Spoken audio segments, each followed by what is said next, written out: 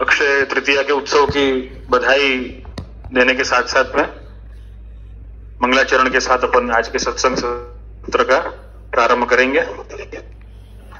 नमो भगवते तस्मै कृष्णाय अद्भुत कर्मणे रूप नाम विभेदेन जगत क्रीडति यो यतः मदनम काम रूपेण स्त्री भावाद भावितो हरिः मोहयन मूल रूपेण अवतीर्ण सेव्यः एव सः यत् कृपालवमाश्रित्य तरन्ति भवसागरम पद्मावती मनोमोदम घनश्याम महम भजे। जैसा कि आप सभी वैष्णव जानते हैं कि आज अक्षय तृतीया का उत्सव है और अपने श्रोताओं ने इस विषय में जिज्ञासा प्रकट करी थी कि अक्षय तृतीया के उत्सव का महात्म्य समझने के संदर्भ में, तो उसके संदर्भ में मैंने अपने व्हाट्सएप ग्रुप पे एक मैसेज फॉरवर्ड किया था कल, इसमें अक्षय तृतीया का प्रकार, उसमें सुंदर संकलन था उसका। त्रेता युग का आरंभ है, भागवत जी के अनुसार इस तिथि का कभी क्षय नहीं होता है, इस भाव से, और थोड़ा उष्ण काल का प्रकार सब उसमें दिया गया था। लेकिन जैसा कि मैंने कहा था कि चंदन का क्रम जो है, चंदन का प्रकार मैं समझाऊंगा, तो मतलब वहां अपने कल और एक दिन पहले शायद अपने श्रोता हैं जयश्री बेन मोर्जरिया, मुंबई रहते हैं, उन्होंने जिज्ञासा प्रकट करी थी अक्षय तृतीया के विषय में। विपुल भाई गांधी हैं, उन्होंने भी जिज्ञासा प्रकट करी थी अपनी अक्षय तृतीया के विषय में। तो इसी विषय में मैंने जो अक्षय तृतीया के जो उत्सव का आधार है, इस दिन का जो आधार है, वो तो मैंने स्पष्ट कर दिया था व्हाट्सएप मैसेज फॉरवर्ड करके। उसमें संकलन बहुत अच्छा था कि इस दिन के क्या क्या प्रकार हैं और क्यों मनाया जाता है, और ये तिथि का क्षय नहीं होता है। अक्षय तृतीया, अक्षय नवमी दोनों तिथि ऐसी है जिनका क्षय नहीं है। ये तिथि का कभी लोप नहीं होता है, ये हमेशा आती ही है। अन्य कोई भी तिथियों का लोप हो सकता है, ये दोनों तिथि का लोप नहीं है। तो ये उसमें वर्णित है, और भी कई क्रम उसमें वर्णित है, उष्णकाल का प्रकार भी वर्णित है। अब जो मुख्य बात है वो चंदन धराने की जो बात है कि चंदन धराया जाता है प्रभु को, वो क्योंकि इस दिन अक्षय तृतीया के दिन चंदन धराने का प्रकार इसीलिए क्योंकि उष्णकाल बहुत अधिक शुरू हो जाता है, मतलब गर्मी बहुत अधिक बढ़ जाती है, इसलिए चंदन शीतलता के लिए धराया जाता है। पहला ये तो बहुत प्रैक्टिकल रीजन है। अब यहां पर अपन को बहुत एक प्रश्न कहें या उसको एक दुविधा कहें या विचार कहें, जो भी कुछ कहते हो, अपन को ये प्रश्न होता है कि आज के समय में चंदन वगैरह धराना और ये पंखा वगैरह और ये सब कुंजा वगैरह धराने करने से बढ़िया है कि एयर कंडीशन चालू कर दिया जाए, तो भी प्रभु को शीतलता तो मिल सकती है और वो ज्यादा आसान भी है। एयर कंडीशन ना चालू कर दिया तो उसमें कोई फिर तकलीफ की बात नहीं है, फिर ठाकुर जी को तो सुख ही सुख है। तो एयर कंडीशन चालू करने में वैसे ठंडक होगी लेकिन सुख नहीं है। वो सुख क्यों नहीं है, वो श्री गोपीनाथ प्रभु चरण के अक्षय तृतीया के संबंध में जो इस उत्सव की चंदन यात्रा भी आज के दिन को कहा जाता है, चंदन यात्रोत्सव भी कहा जाता है। मतलब चंदन की यात्रा शुरू होती है आज, मतलब आज से सेवा में चंदन का विशेष रूप से अंगीकार होना शुरू होता है। प्रभु को आज गोली, चंदन की गोली, सुगंधित चंदन की गोली धराई जाती है।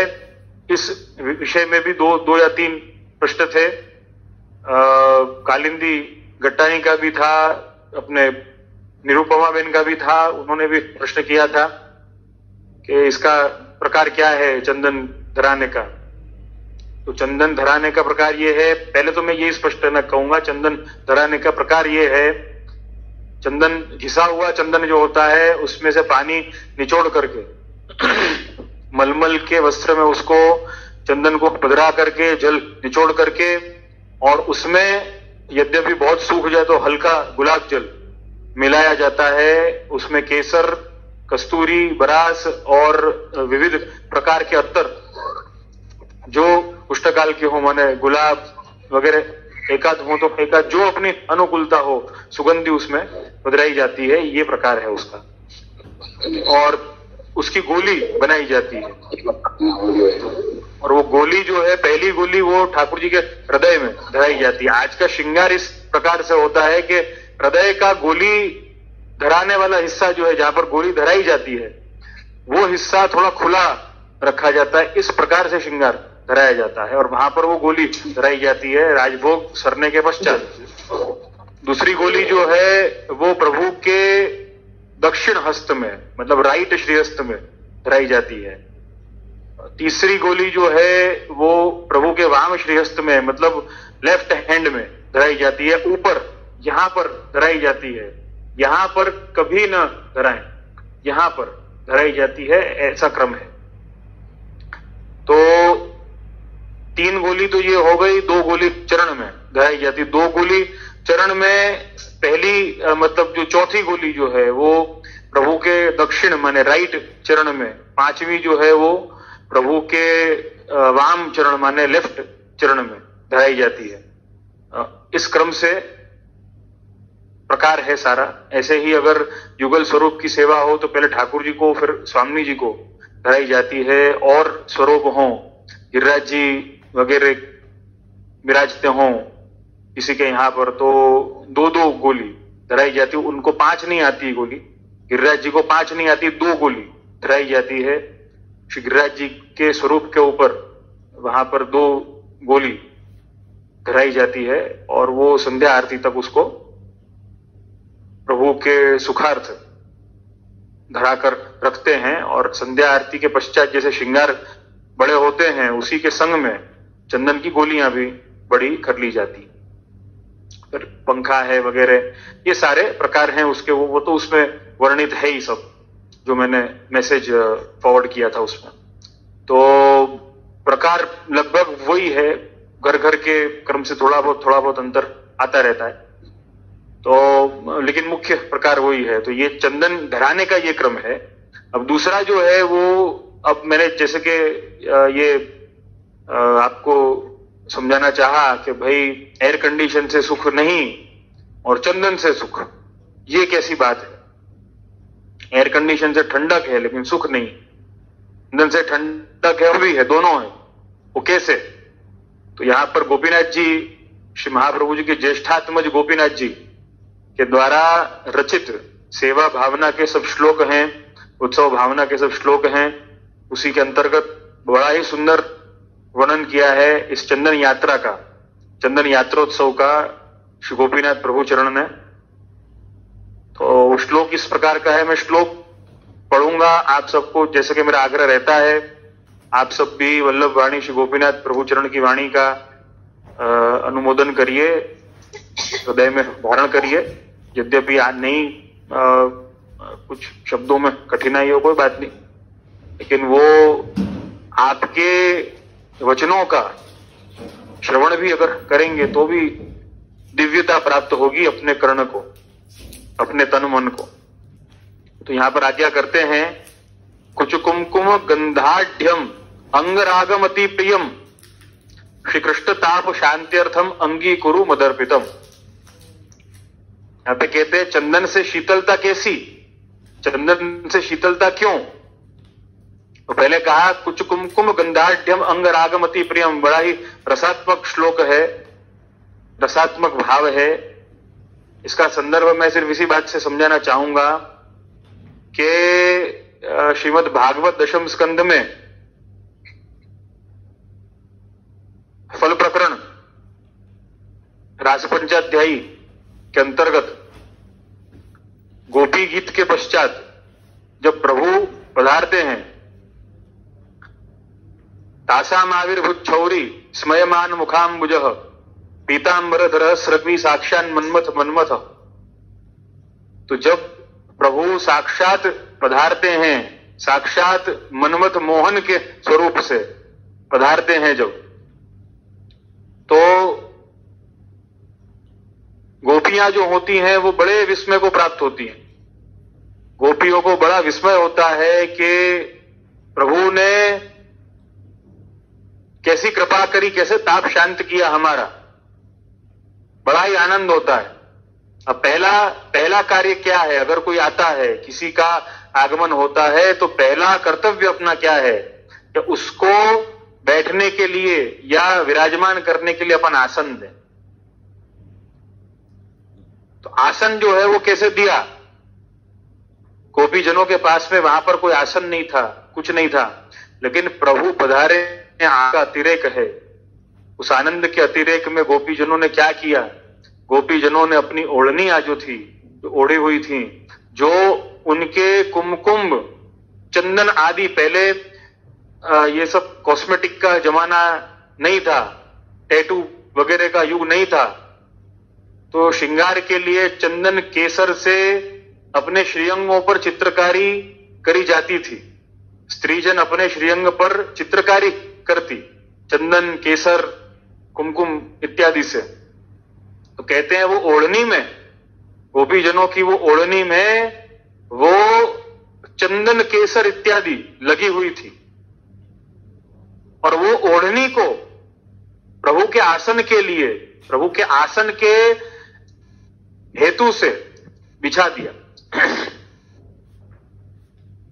यहां पर बहुत सुंदर भावना भी है कि वही पट है। पट माने अपने आप, आपने सुना होगा पाटोत्सव अपन मनाते हैं ठाकुर जी का। तो पाटोत्सव क्या है? तो पाटोत्सव की ये बहुत रसात्मक भावना भी है कि जैसे गोपीजनों ने अपना सर्वस्व, ओढ़नी जो एक स्त्री का सर्वस्व,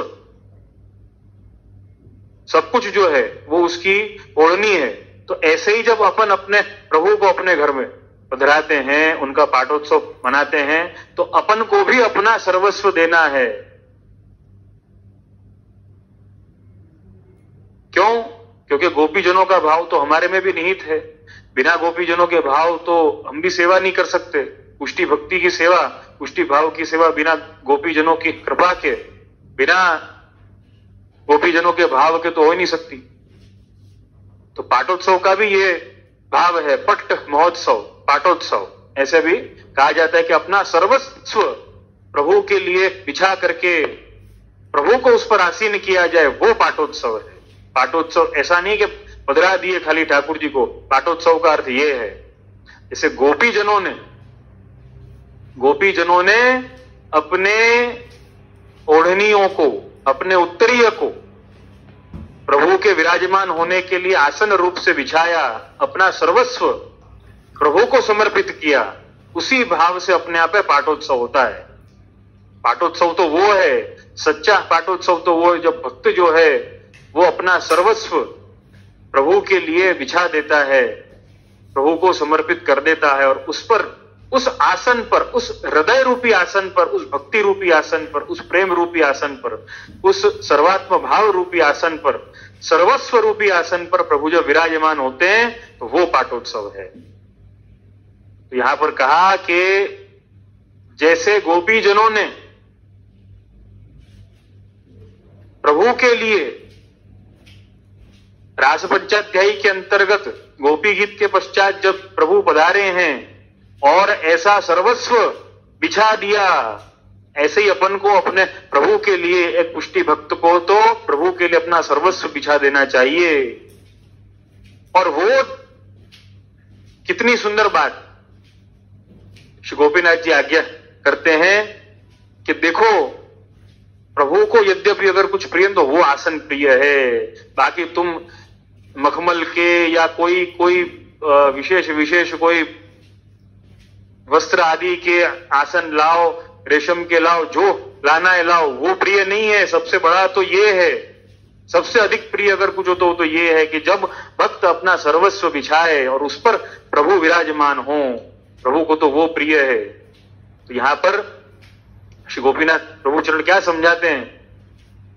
कुछ कुमकुम गंधाढ़ अंगरागमति प्रियम। प्रभु को अंगराग का अर्थ क्या यहां पर लिया जाना चाहिए? जो अंगराग का अर्थ यहां पर यह लिया जाना चाहिए कि गोपियों के श्रीअंग पर जो चंदन केसर आदि से चित्रकारी हुई थी वो अंगराग है। वो अंगराग जो है वो प्रभु को अति प्रिय है। क्यों प्रिय है? कि वो उत्तरीय में लगा और वो बिछा दिया प्रभु के लिए, मतलब सर्वस्व बिछा दिया। अब यहां पर कितना सुंदर भाव श्री गोपीनाथ जी बताते हैं, श्री कृष्ण ताप शांत्यर्थम अंगीकुरु मदर्पितम। यहां पर इसकी पूरी टीका है। अपने ये टीका जो है वो अणुभाष्य के ऊपर टीका लिखी है योगी गोपेश्वर जी ने। श्री हरिराय जी के वंश में हुए योगी गोपेश्वर जी, आपने टीका लिखी है। उस टीका का नाम है रश्मि, रश्मि टीका का नाम है। और उसमें उसके अंतर्गत ये श्लोक श्री गोपीनाथ प्रभु चरण का लिया है योगी गोपेश्वर जी ने, और उस पर टीका लिखी है। वैसे टीका काफी बृहद है, अपन इतने विस्तार में न जाएं, लेकिन एक आध दो पंक्ति मैं आपको सुनाना चाहूंगा, जिससे अपन को बहुत क्लियर हो जाएगा कि ये चंदन क्या है और कैसे सुख देगा। दूसरा कुछ सुख नहीं देने वाला है, ये चंदन सुख देगा। वो कैसे? यहां पर एक स्थान पर लिखते हैं, एक पंक्ति में लिखते हैं,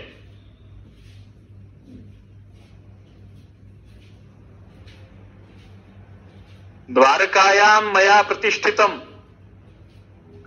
चंदनम कुमकुमादि सहितम विष्णु चंदनम मम अंगे प्रतिदिनम आलिप्तम गोपीभिः प्रक्षालनाद गोपी चंदनम मद अंग लेपनम पुण्य चक्र तीर्थ अंतस्थम चक्र समायुक्तम पीत वर्णम मुक्ति साधनम भवत इति श्रुतिर गोपी चंदन उपनिषदि।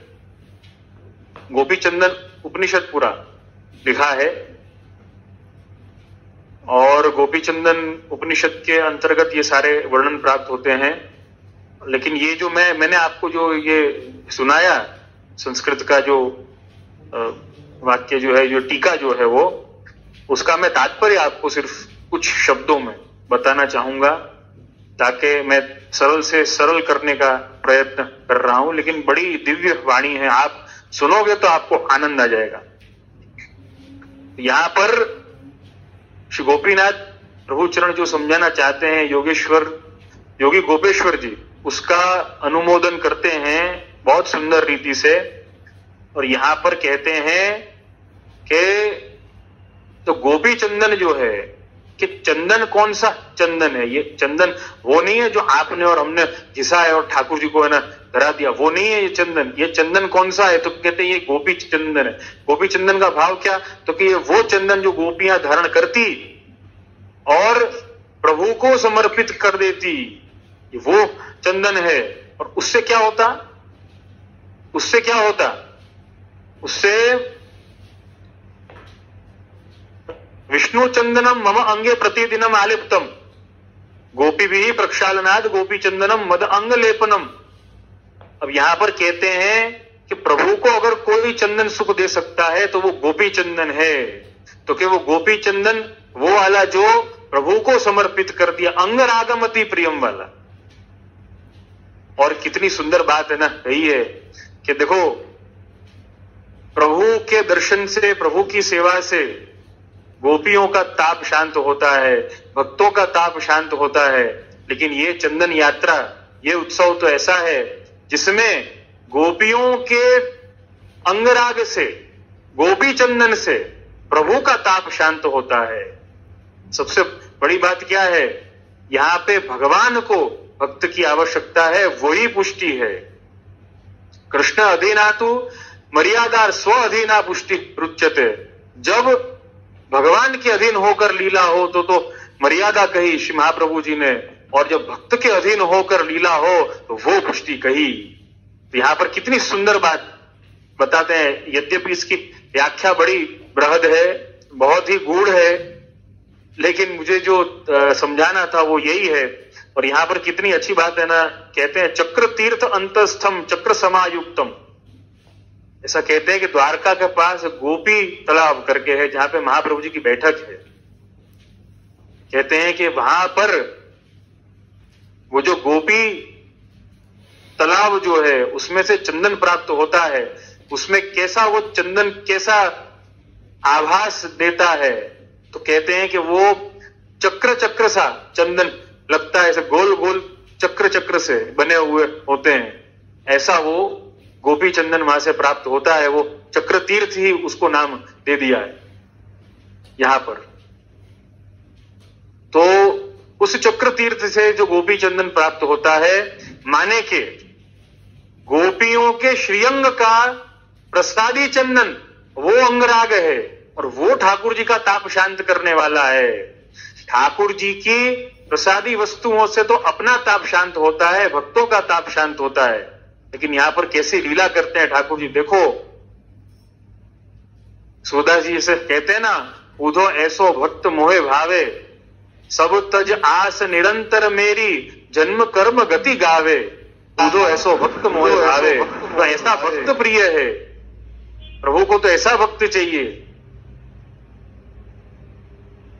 वे रजले में अंग लगाऊं, कोटि ब्रह्मांड सुख पावे। सूरदास जी ने कितनी गजब की बात यहां पर बता दी कि भक्त के चरण की रज जो है वो मैं अंग पर लगाऊं। प्रभु ऐसा कह रहे हैं सूरदास जी को, वे रजले में अंग लगाऊं, कोटि ब्रह्मांड सुख पावे, कि ऐसा सुख उनकी रज मैं अपने श्रीअंग पर लगाऊं, मतलब ठाकुर जी अपने श्रीअंग पर जो लगाएं तो कोटि ब्रह्मांड में जैसा सुख नहीं मिलता वैसा सुख है ना मिलेगा। माई मेरो श्याम संग लग्यो ही डोले, जित जाऊं उत आड़ो ही आवे, बिना बुलाए बोले। ये पुष्टि है। तो ये भाव है अपने आप है चंदन का। चंदन ऐसा नहीं है ना मानना अपन ने घिस लिया और धर दिया ठाकुर जी को, और ठाकुर जी को तो सुख हो गया, शीतलता प्राप्त हो गई, उससे कोई शीतलता नहीं है, शीतलता तो इससे है। और कितनी सुंदर बात है, परस्पर का भाव यहां पे श्री गोपीनाथ जी बताते हैं कि जैसे कि गोपी चंदन के द्वारा, जैसे उस अंगराग के द्वारा प्रभु आपका ताप शांत हुआ है, ऐसे ही मैं आपके सुखरूप हूं, ऐसे ही मैं आपके सुखरूप हूं। शांत्यर्थम, श्री कृष्ण ताप शांत्यर्थम अंगीकुरु मदर्पितम।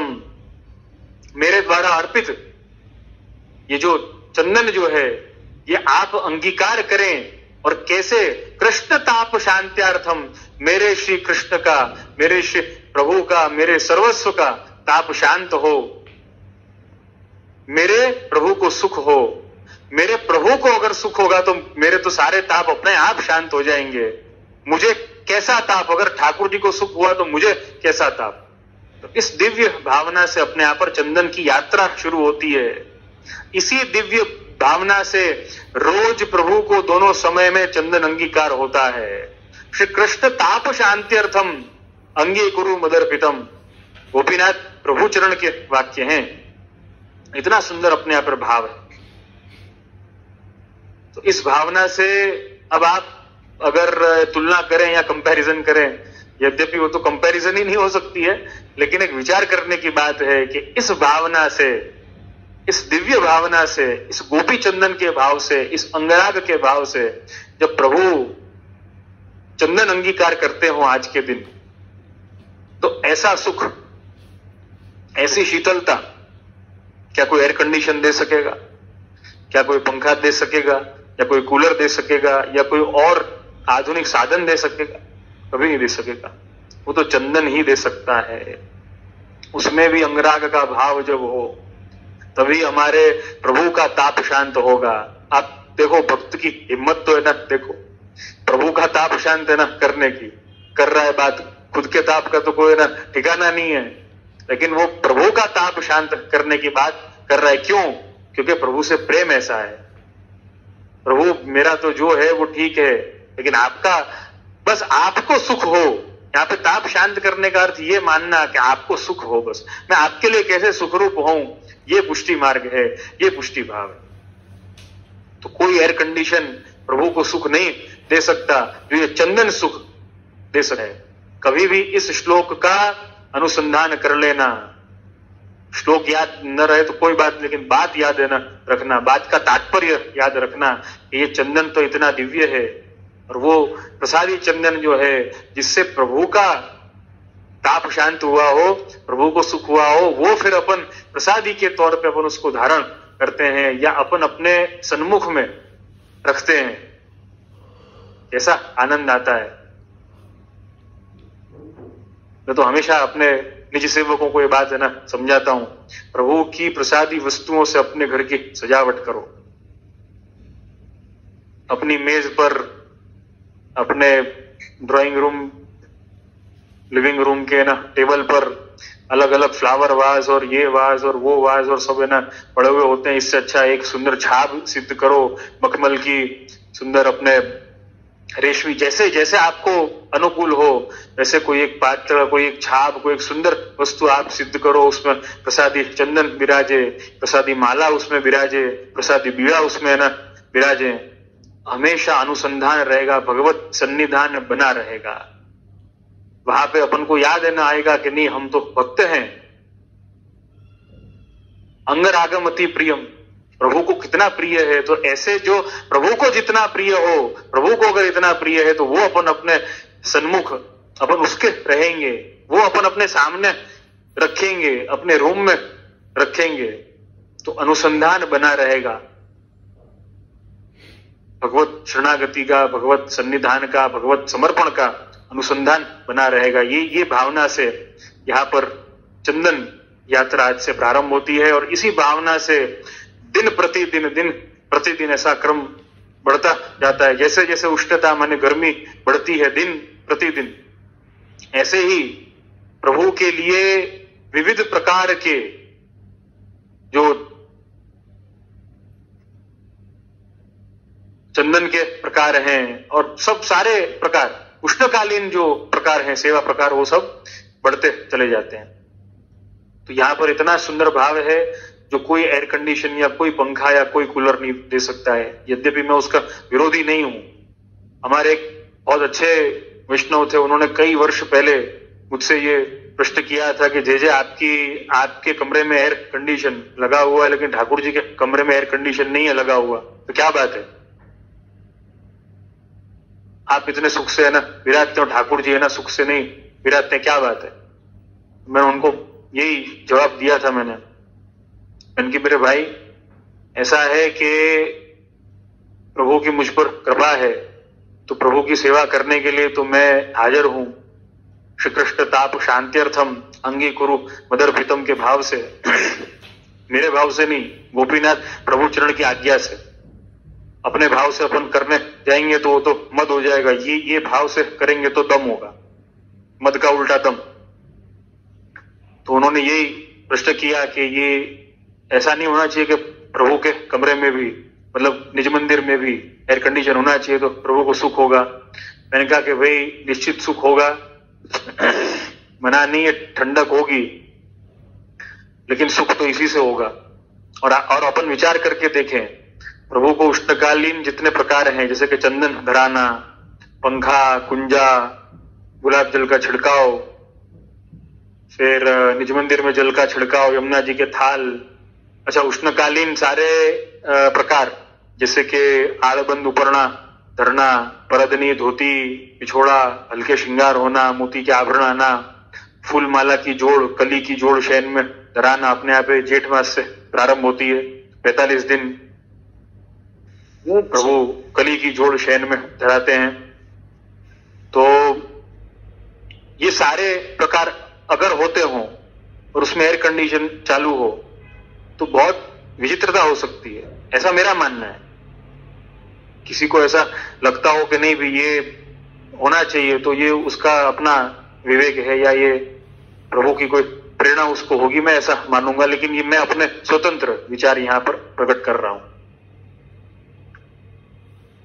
अगर अपन खुद देखें, प्रभु परदनी के श्रृंगार में विराज रहे हों और फुवारा चल रहा है, छिड़का हुआ है, गुलाब जल छिड़का जा रहा है, चंदन की बरनी बगल में विराज रही है, कुंजा माटी का विराज रहा है, यमुना जी का थाल, जो उष्ण काल के प्रकार हैं वो सब है, हल्के श्रृंगार धरे हुए हैं, सतुआ भोग आ रहा है, विविध प्रकार की सामग्रियां, प्रभु को शीतलता हो, प्रभु को सुख हो। शीतलता तो अपन क्या देंगे, लेकिन प्रभु के सुखरूप जो अपन गोपीजनों की आड़ी से, अपने बड़ों की आड़ी से, श्री महाप्रभु जी, श्री गोपीनाथ जी, श्री गुसाई जी और सप्तमेश महाप्रभु की आड़ी से अपन जो कुछ अपन कर सकें वो अपन करें।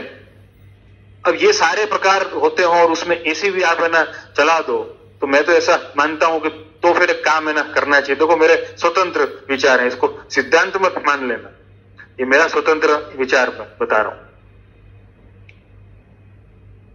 ये सारे प्रकार होते हो और एयर कंडीशन चालू हो, 16 डिग्री पर टेम्परेचर ना सेट किया हुआ है, एयर कंडीशन है ना चालू है, तब तो फिर ऐसा करना चाहिए कि प्रभु को परदनी धरा करके गद्दल उड़ा देनी चाहिए, रजाई भी संग में तकिया पर धर देनी चाहिए कि प्रभु आपको ठंडी लगे तो आप ओढ़ लेना। पंखा तो है ही, लेकिन साथ में फूल मंडली भी अगर हो तो फूल मंडली में विराजमान किया है, खस के बंगले में विराजमान किया है, चंदन के बंगले में विराजमान किया है, और उष्णकाल के सारे प्रकार भी है, एयर कंडीशन भी है, तब तो फिर गद्दल भी है ना होनी चाहिए साथ में, रजाई भी है ना होनी चाहिए साथ में, तब जाके होगा ना एडजस्ट। ऐसा कौन है कि जो एयर कंडीशन में सोता हो और पूरी रात में वो केवल जैसे प्रभु को परदनी का श्रृंगार होता है, आप एक केवल गमछा लपेट करके 1 घंटा एयर कंडीशन में 16 डिग्री पर बैठ सकते हैं? आप नहीं बैठ सकेंगे। रजाई चाहिए, ओढ़ने का चाहिए या कुछ पहनने का चाहिएगा ही कुछ ना कुछ। अब यहां पर तो छिड़काव हो रहा है, चंदन की बरनी आ रही है, चंदन धराया जा रहा है ठाकुर जी को, माटी का कुंजा आ रहा है और एयर कंडीशन भी चालू है, वो तो विपरीत बात हो सकती है। ये मेरा विचार है अपना, और मुझे ऐसा लगता है कि एयर कंडीशन से ज्यादा सुख जो है वो जब अपन प्रभु को पंखा करेंगे ना तब होगा। प्रभु को वो शीतलता चाहिए, विष्णुओं प्रभु को वो शीतलता चाहिए, एयर कंडीशन की शीतलता अपने लिए है। अभी भी मैं कहना चाहूंगा एयर कंडीशन अपन को चाहिए, इसलिए अपन ऐसा मानते हैं कि प्रभु के निज मंदिर में भी लगना चाहिए, तो भाई ठाकुर जी को सुख हो, बिल्कुल सुख होगा। अगर भक्ति की भावना ऐसी है तो मैं मना नहीं कर रहा हूं कि नहीं होगा, लेकिन आप खुद विचार करके देखो उष्णकाल के क्रम के साथ में वो कैसे एडजस्ट होगा, कैसे मैनेज होगा। वो इतनी ज्यादा शीतलता 16 डिग्री तो हो रहा है 16 डिग्री टेम्परेचर हो रहा है रूम का, और वहां पर सारे उष्णकाल के प्रकार चल रहे हैं, छिड़काव हो रहा है। माटी के कुंजे का जल तो ऐसा हो जाएगा कि फ्रिज का भी जल इतना ठंडा नहीं हो, ऐसा हो जाएगा। झारी का जल इतना ठंडा हो जाएगा, फिर क्या किया जाए? फिर तो काम है ना किया जाए। अच्छा वहां पर सतवा भी भोग आ रहा है, बिलसारू भी भोग आ रहा है, पना भी भोग आ रहा है, सब बीजी हुई दाल भी आ रही है, सारे प्रकार उष्णकाल के है ना चल रहे हैं। तब तो फिर एक काम है ना किया जाए, तब तो फिर है ना साथ में सुहाग सौट भी है ना दर दो, सतुआ के साथ में सुहाग सौट भी है ना दर दो, गद्दल भी है ना दर दो संग में, कि भाई अगर आपको ठंडी है ना लगती हो तो ये भी मतलब अपने पास में सारी व्यवस्थाएं। क्या ऐसा हो सकता है? आप विचार करके है ना देखो कितनी कंफ्यूज्ड भावना हो जाएगी, कितनी कंफ्यूज्ड भावना। तो इन बातों का विचार करिए आप सब। ये मेरे स्वतंत्र विचार थे, मैंने कोई इसको सिद्धांत के रूप में प्रतिपादित नहीं किया कि यही सिद्धांत है पुष्टि मार्ग का। यद्यपि किसी को एयर कंडीशन आदि का कोई विचार हो, कोई भाव हो, या उनको अपने क्या कहते हैं प्रभु की प्रेरणा कुछ हो, तो वो बिल्कुल है ना करें। मेरी मना नहीं है उनके लिए, क्योंकि कोई ऐसे वचन प्राप्त नहीं होते हैं, तो मैं ऐसे मना तो है ना कर नहीं सकता। लेकिन मैंने अपने विचार प्रकट किए जो मुझे ऐसा लगता है कि ये तर्क बुद्धि की कसौटी पे सही बैठते हैं। प्रभु को सुख होना उसकी ये कसौटी पे सही बैठते हैं। तो ये प्रकार हैं। अब अपन आज प्रश्न पर ही जाएंगे, यद्यपि मद त्याग हेतु ग्रंथ का 8वां मद ही चल रहा है, और वो चंदन यात्रा की समान उसकी यात्रा भी अपनी है ना चल रही है। चंदन यात्रा से भी पहले वो यात्रा प्रारंभ है ना हो चुकी। अब देखते हैं यात्रा अपने गंतव्य पर कब है ना पहुंचती है। प्रभु की कृपा हुई तब तो जल्दी है ना पहुंचेगी। तो आज जिन जिन के प्रश्न इस संदर्भ में है, सदाचार के सूतक और अटकाव के संदर्भ में। अच्छा, इसी जो मैंने अभी वर्णन किया जयश्रीबेन मोरजरिया के प्रश्न पर, प्रश्न नंबर 43 था, 43 मेरे पास में जो लिस्ट है उसके अनुसार, જયશ્રીબેન મોરજરિયા का अक्षय तृतीया के विषय, आका त्रीज संडे ना है तो एना विषय आप हमने मार्गदर्शन आपसे विनंती, तो मैंने बाकी का तो क्रम मैंने वो अच्छा संकलन था तो मैंने वो मैसेज में दे दिया था, और बाकी का जो चंदन का जो क्रम है वो मैंने आज बता ही दिया आप सबको श्री गोपीनाथ जी की आज्ञा अनुसार। सरलता पूर्वक जितना हो सका मैंने प्रयत्न किया है। अब दूसरा इसी चंदन के संदर्भ में तो नहीं था, लेकिन एक सेवा क्रम के संदर्भ में था। 51वां ये प्रश्न है, गोपाल चौधरी का प्रश्न है ये। मुझे खुशी है, बड़े उत्साहित हैं और जिज्ञासु हैं, बहुत अच्छी बात है, उनका बहुत बहुत धन्यवाद। तो गोपाल चौधरी ने प्रश्न किया है कि सेवा प्रकार सुसब नियम विदित हैं। सर्दी की वस्तुएं कब से धरानी स्टार्ट होगी, गर्मी दूर करने की वस्तुएं कब से धरानी स्टार्ट होगी, किंतु due to changes in temperature on earth cycles थोड़े ऑफ टाइमिंग हो रहे हैं, जैसे कि गर्मी थोड़े टाइम पहले से स्टार्ट हो चुकी है, सिमिलरली सर्दी भी आगे पीछे होने लगी। तो क्या भाव से समय से पहले या बाद तक ठाकुर जी के सिगड़ी, रजाई एक्सेट्रा इन सर्दी एंड खसके पंखे, शीतल जल का छिड़काव एक्सेट्रा इन गर्मी पहले धराना स्टार्ट कर सकते हैं? ये सेवा क्रम के विषय में बहुत अच्छा प्रश्न है, कई वैष्णवों को ये प्रश्न होता है। तो मुझे आप सबसे एक ही बात कहनी है कि देखो, सेवा क्रम में प्रभु के सुख का विचार तो पहले है, लेकिन साथ साथ में देखो लीला भावना का भी विचार करना पड़ेगा, स्वरूप भावना का भी विचार करना पड़ेगा, ऋतु सेवा का भी विचार करना पड़ेगा। तो इसका जवाब देने के पहले मैं ये कुछ मेरे विचार जो आप सबसे सवाल के रूप में है वो मैं आप सबसे पूछना चाहूंगा। अब समझो ये तो ठीक है, अपने यहाँ पे टेम्परेचर के चेंजेस है ना हो रहे हैं इसलिए ये कंफ्यूजन हो रहा है। आप समझो कि कोई अमेरिका में बैठा हुआ है, अब अमेरिका के कई प्रदेश ऐसे हैं, कई स्टेट्स ऐसे हैं जहां पर इतनी गर्मी नहीं पड़ती है जैसी अभी अपने यहाँ पर पड़ रही है, 40-45 डिग्री गर्मी नहीं पड़ती है। अब वहां पर गर्मी बहुत कम है, टेम्परेचर अगर बढ़ा भी है तो 20 पहुंचता है, 25 तो बहुत हद हो गई उनके लिए, 20-25 के आसपास, शायद इससे भी कम होता होगा, मुझे जानकारी नहीं है बहुत, लेकिन मैंने जो सुना है वो मैं आपको बता रहा हूं। अब समझो कि वो ऐसा माने कि भाई यहां पर तो ठंडी है, अब यहां पर अगर ठंडी है तो क्या वो साल भर रजाई है ना डराएगा वो, तो क्या वो साल भर गद्दली उसके यहाँ पे आएगी? मतलब उसके यहाँ पर कभी उष्णकाल आएगा ही नहीं। अगर कोई ऐसे प्रदेश में रह रहा है कि उसके यहाँ पर इतनी गर्मी नहीं पड़ती है, तब उसको क्या किया जाए? अब समझो ऐसा होता है कि रेनी फॉरेस्ट होते हैं, रेनी फॉरेस्ट की बात अपन मतलब वो भी होते हैं, कई देशों में है जहां पे बारिश जो है वो पूरे साल पड़ती ही रहती है, कभी भी है ना पड़ जाती है।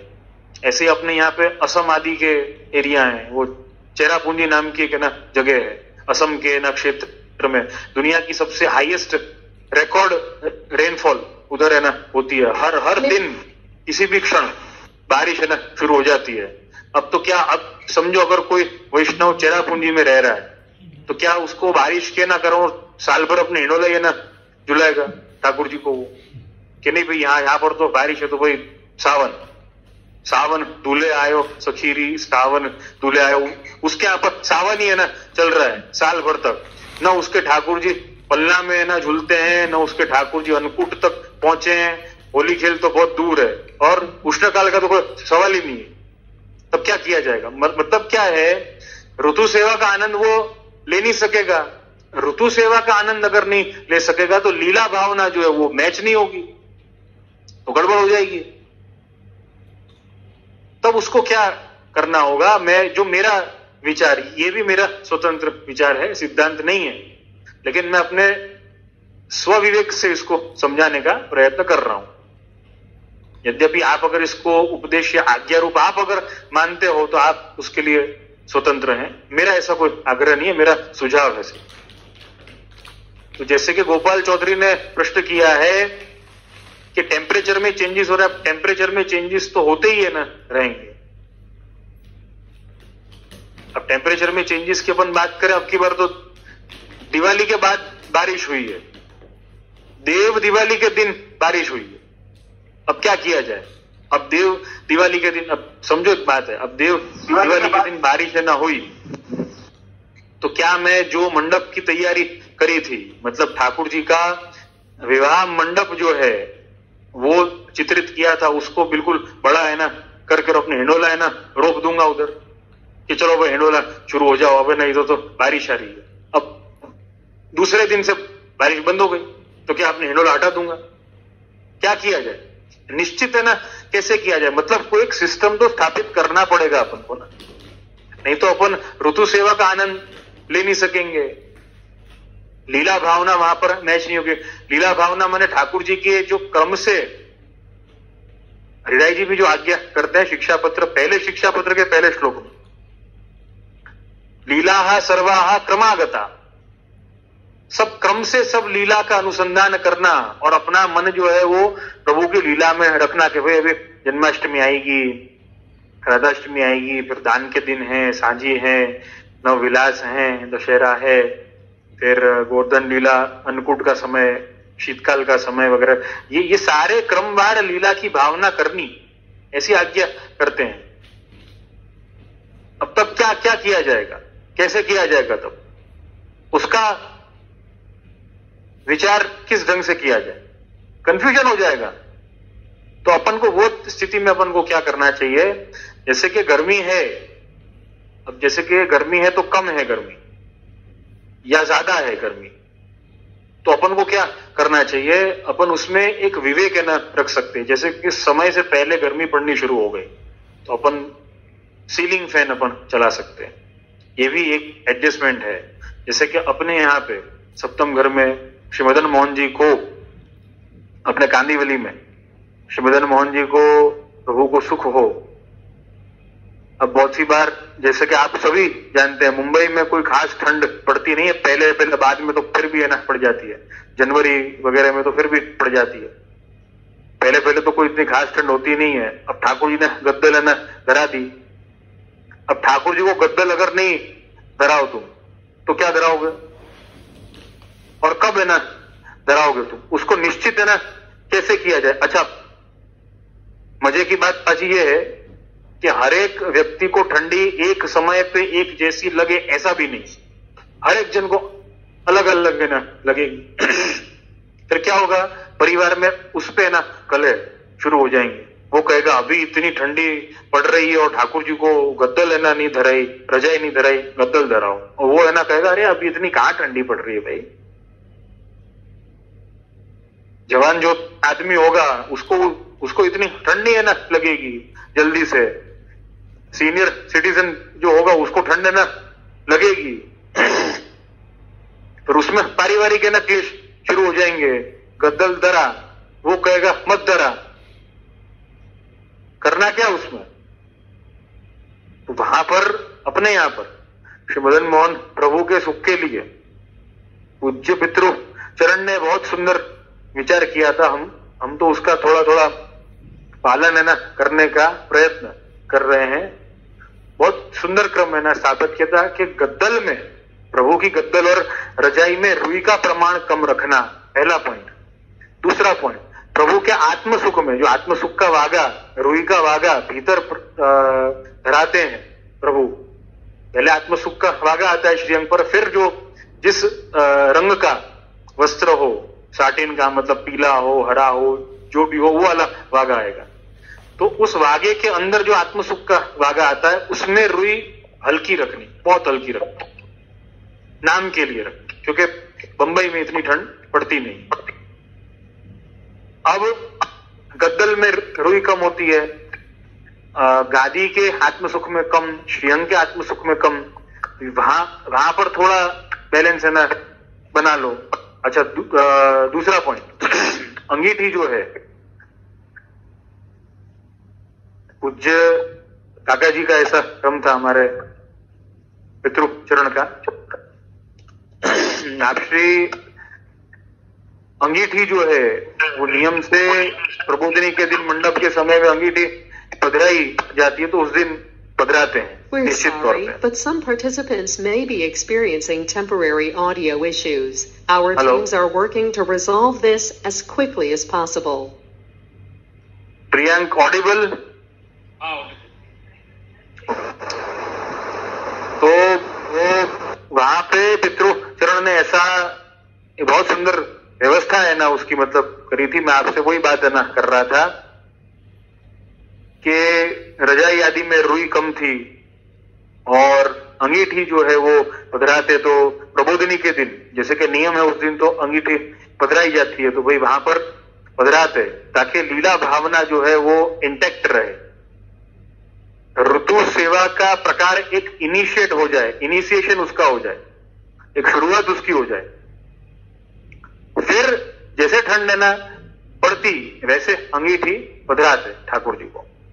अच्छा, यद्यपि अब तो क्या होता है कि गर्मी है, रजाई भी है ना धराते कम रुई वाली, गद्दल भी है ना धराए कम रुई वाली, आत्म सुख भी धराए नहीं जैसे रुई वाला, साटिन का धागा भी है ना धराए, मोजा जी भी है ना धराए, और ऊपर से पंखा भी है ना चालू करना।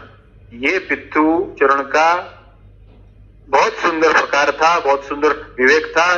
मैं आज्ञा के रूप में भी उसको मानता हूं, यद्यपि आपसी ने कोई ऐसी आज्ञा नहीं करी है मुझे, लेकिन मुझे बहुत सुंदर ये प्रकार लगता था कि इससे बैलेंस बन जाता है अच्छे तरीके से।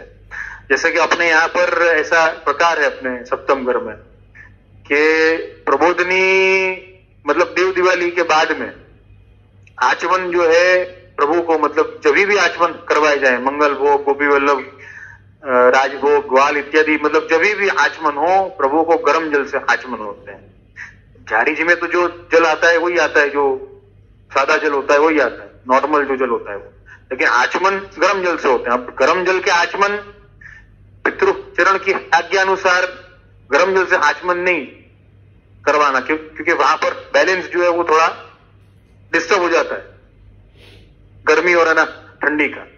गर्म जल से आचमन नहीं होते अपने यहाँ पर, क्योंकि इतनी ठंड नहीं है। यद्यपि अगर इतनी ठंड हो तो वो भी हो सकते हैं, फिर वो सेवा करता के स्व विवेक पर है।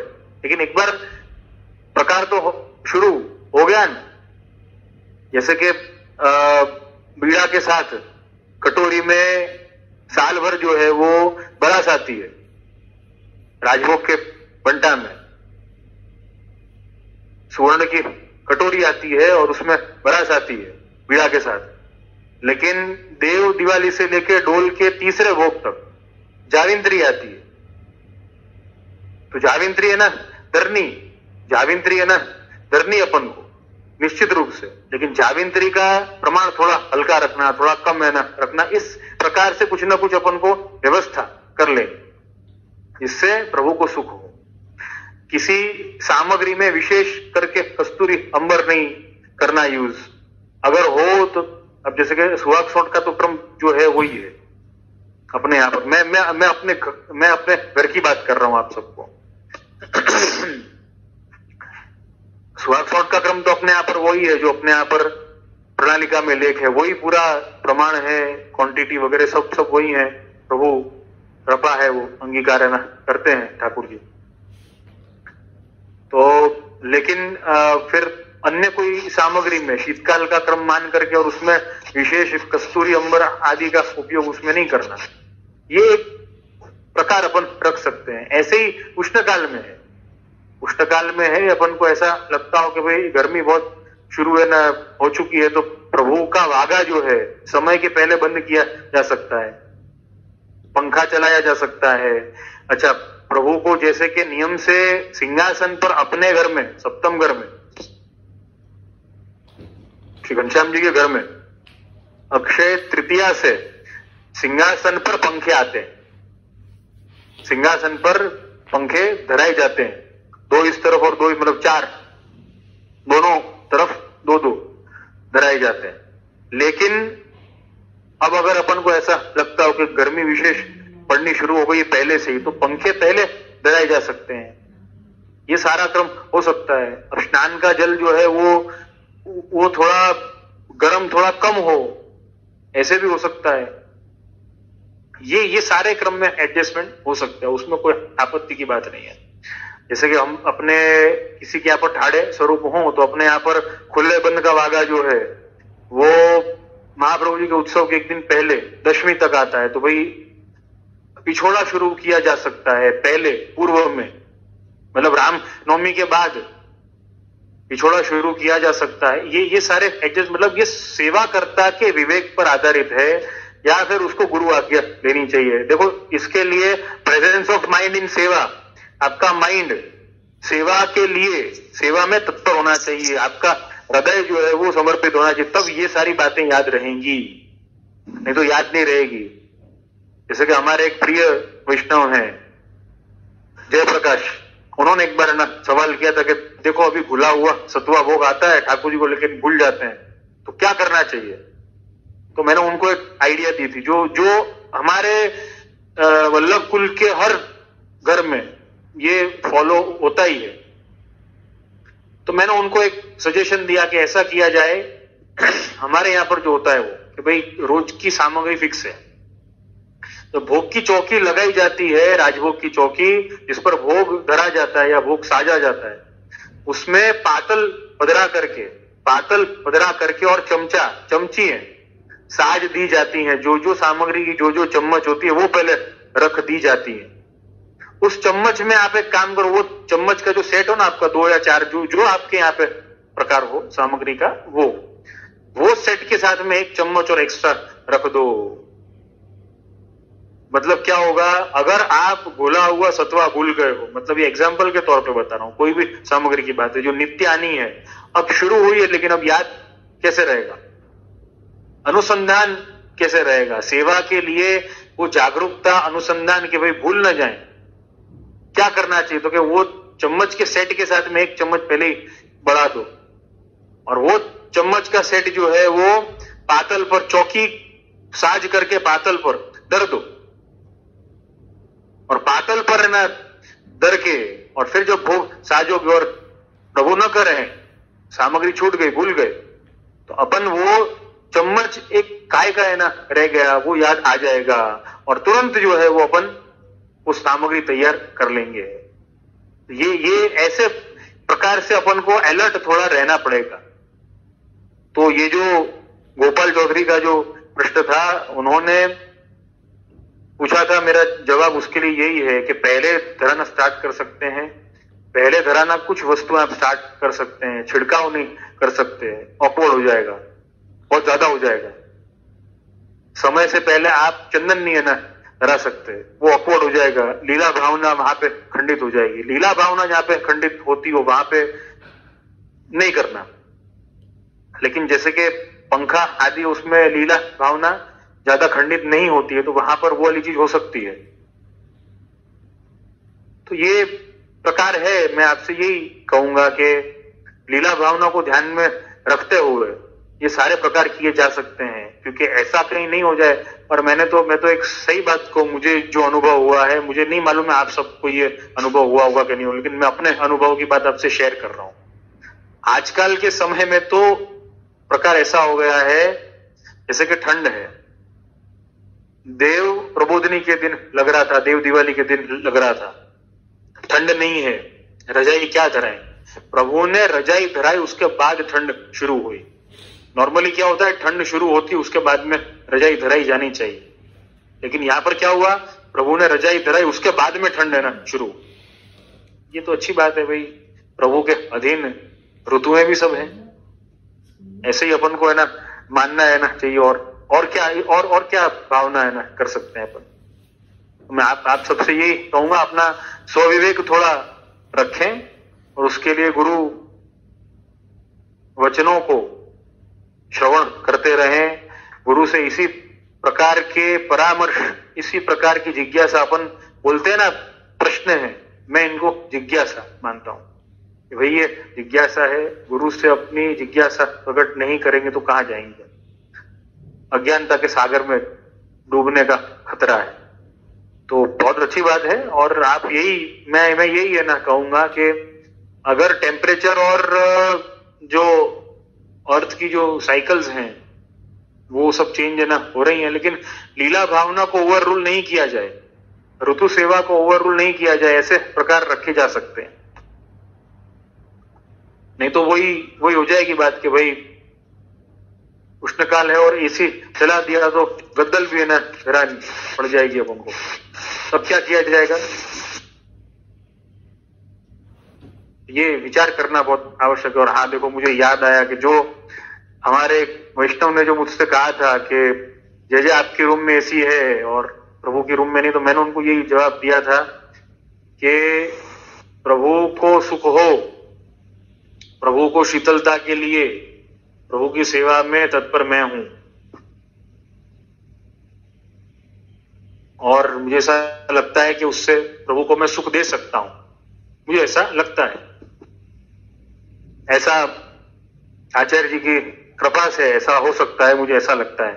अब अगर ऐसा आप करो, मैंने उनको जो जवाब दिया वो मैं आपको बता रहा हूं। मैंने ये जवाब दिया, मैंने कि देखो प्रभु का तो सेवक मैं हूं, तो मैं तो उनकी सेवा में तत्पर हूं, और ये श्री कृष्ण ताप शांत्यर्थम अंगीकुरु मदर्पितम, इस भाव से मैं तो तत्पर रहना चाहता हूं और प्रभु की कृपा से रहूंगा।